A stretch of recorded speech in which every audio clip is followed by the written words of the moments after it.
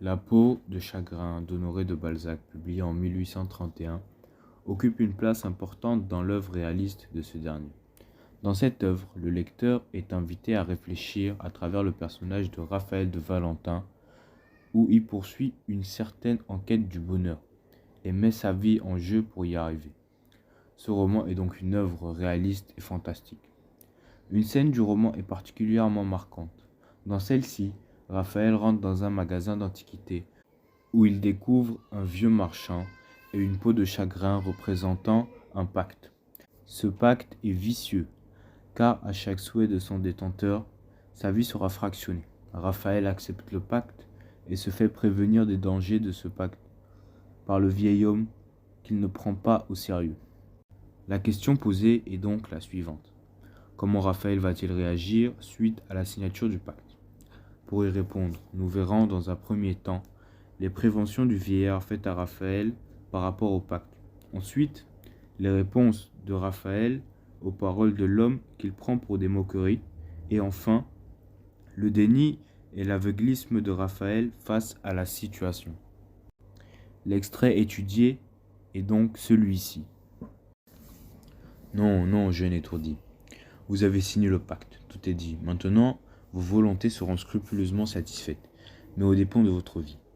Le cercle de vos jours, figuré par cette peau, se resserrera suivant la force et le nombre de vos souhaits, depuis le plus léger jusqu'au plus exorbitant. Le brahmine auquel je dois ce talisman m'a jadis expliqué qu'il s'opérerait un mystérieux accord entre le destiné et le souhait du possesseur. Votre premier désir est vulgaire, je pourrais le réaliser, mais j'en laisse le soin aux événements de votre nouvelle existence. Après tout, vous vouliez mourir. Eh bien, votre suicide n'est que retardé. L'inconnu, surpris et presque irrité de se voir toujours plaisanté par ce singulier vieillard, dont l'intention demi-philanthropique lui parut clairement démontrée dans cette dernière raillerie, s'écria.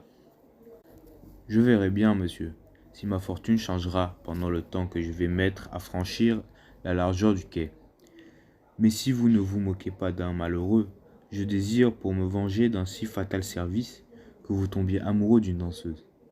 Vous comprendrez alors le bonheur d'une débauche, et peut-être deviendriez-vous prodigue de tous les biens que vous avez si philosophiquement ménagés. » Il sortit sans entendre un grand soupir que poussa le vieillard, traversa les salles et descendit les escaliers de cette maison, suivi par le gros garçon joufflu qui voulut vainement l'éclairer.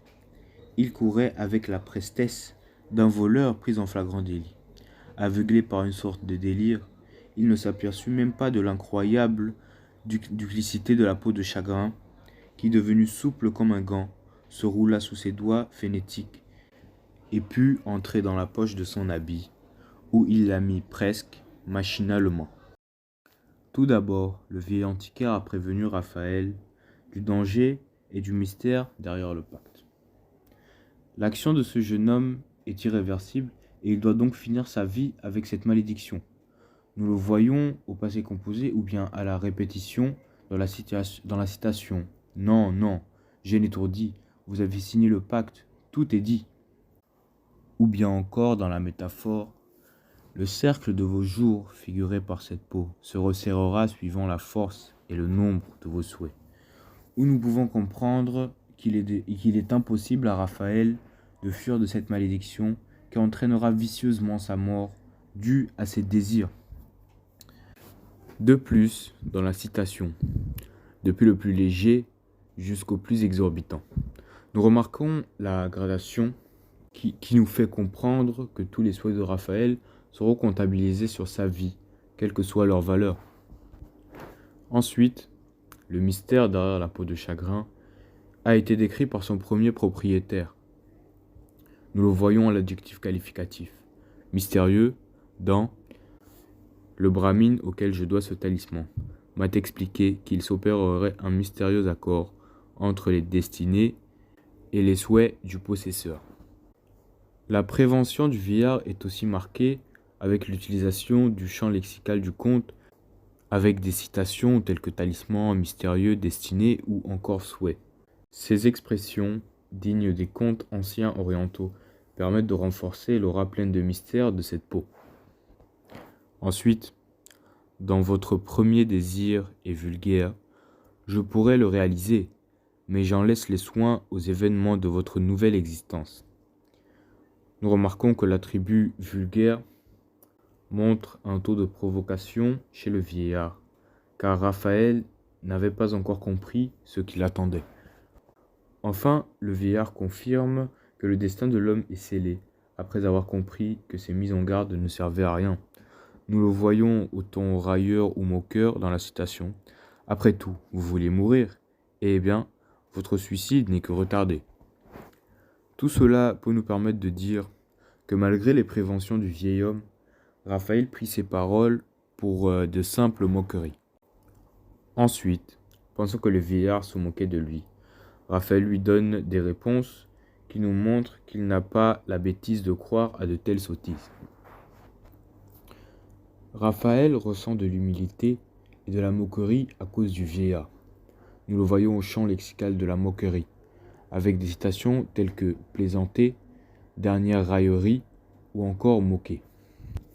Ensuite, l'utilisation du passé simple dans s'écria « Je verrai bien, monsieur, si ma fortune changera pendant le temps que je vais mettre à franchir la largeur du quai. » nous montre qu'il pense réellement que tout cela n'est qu'une plaisanterie. De plus, dans « Je désire pour me venger d'un si fatal service que vous tombiez amoureux d'une danseuse », l'exclamation montre qu'en faisant ce souhait, Raphaël ne prend pas conscience que le pacte est bien réel. Ensuite, nous pouvons remarquer que le jeune homme réussit à inverser sa situation et à faire la morale à son tour au vieillard. Nous le voyons au futur simple dans « Vous comprendrez alors le bonheur d'une débauche ». Et enfin, l'antithèse dans « Peut-être deviendrez-vous prodigue de tous les biens que vous avez philosophiquement ménagés ».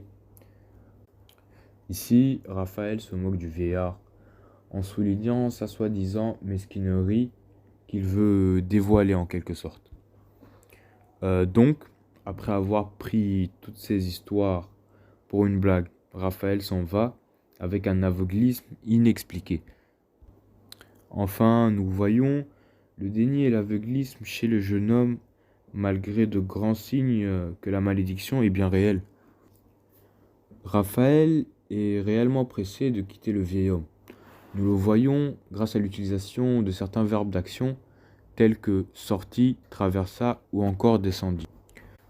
De plus, dans la métaphore de « il courait avec la prestesse d'un voleur pris en flagrant délit », nous montre aussi l'empressement de Raphaël pour quitter le vieillard et les lieux. Ensuite, dans la citation, suivi par le gros garçon joufflu qui voulut vraiment l'éclairer. Le sens figuré peut nous permettre de comprendre par le mot éclairer que cela était un dernier signe ou mise en garde que Raphaël refuse et qu'il le laisse donc dans l'obscurité. Ensuite, Raphaël croyait tellement avoir raison que les signes de vie de la peau ne pouvaient même pas l'affecter. Nous le voyons à l'opposition dans « aveuglé par une sorte de délire ».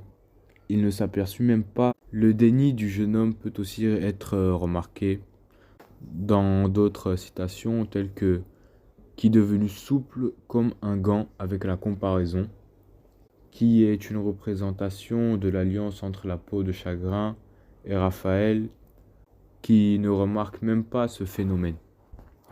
De plus, la personnification dans ce roula sous ses doigts frénétiques et puis entrer dans la poche de son habit nous montre que la peau est réellement animée, ce qui permet de penser qu'elle est bien vivante. Enfin, la peau a un contrôle sur la vie de Raphaël qui est devenu en quelque sorte son jouet. Cela est remarqué à l'adverbe de manière, dans la citation, où il l'a mis presque machinalement. En conclusion, dans ce passage, le vieillard qui a fait en sorte que Raphaël signe le pacte de cette peau de chagrin met le jeune homme en garde en lui faisant une prévention de ce dernier, sans danger et ce qui coûterait à Raphaël de le faire. Mais Raphaël prend les paroles du vieil homme pour des moqueries et donc répond à l'homme d'une manière qui montre qu'il ne croit pas à toutes ces choses mystérieuses et démoniaques, et qui finit par quitter les lieux dans un aveuglisme face aux signes de vérité de la malédiction. Après l'étude de ce passage, nous voyons en Raphaël un personnage très têtu et sûr de lui. Honoré de Balzac avec le personnage de Raphaël veut nous montrer que cela est un défaut et peut causer la perte d'une personne. Nous pouvons alors nous demander comment la vie de Raphaël évoluera-t-elle après la signature d'un tel pacte.